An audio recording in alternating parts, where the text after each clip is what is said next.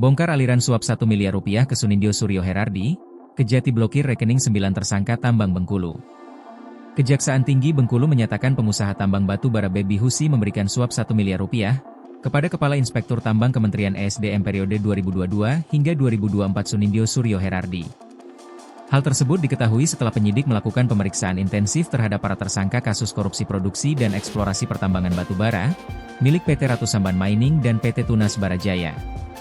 Tersangka Sunindyo Suryo Herardi telah mengembalikan uang 180 juta rupiah dari total 1 miliar rupiah yang ia terima. Uang 180 juta rupiah saat ini dititipkan kepada penyidik, kata Kepala Seksi Penyidikan Pitsus Kejati Bengkulu Danang Prasetyo di Kota Bengkulu pada Senin. Dengan data-data dan dokumen hasil manipulasi Kepala Inspektur Tambang Kementerian ESDM tersebut, perusahaan akhirnya bisa menerbitkan rancangan kerja dan anggaran biaya dalam pengelolaan tambang batu bara. Seharusnya inspektur itu kan melakukan pengawasan secara benar atas jaminan reklamasi yang tercantum di RKAP, tetapi hal tersebut tidak dilakukan, terang Danang. Menurutnya dengan penyusunan RKAP yang dinilai tidak memenuhi ketentuan, seluruh proses penambangan yang dilakukan perusahaan baik yang sudah dijual maupun royalti yang dibayarkan dianggap melanggar peraturan. Tak hanya itu, akibat data dan dokumen yang dimanipulasi perusahaan juga tidak menjalankan kewajibannya untuk melakukan reklamasi di lahan bekas areal pertambangan. Faktanya tanpa jaminan reklamasi sampai sekarang itu masih menganga, tidak ada penanganan lagi, ungkap Danang. Akibatnya yang dialami negara ditaksir mencapai 500 miliar rupiah, termasuk kerugian dampak lingkungan.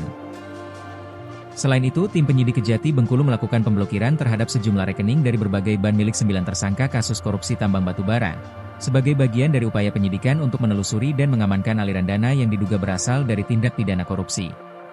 Hal tersebut dilakukan guna mengantisipasi dan mencegah para tersangka untuk memindahkan atau menghilangkan barang bukti berupa aset keuangan.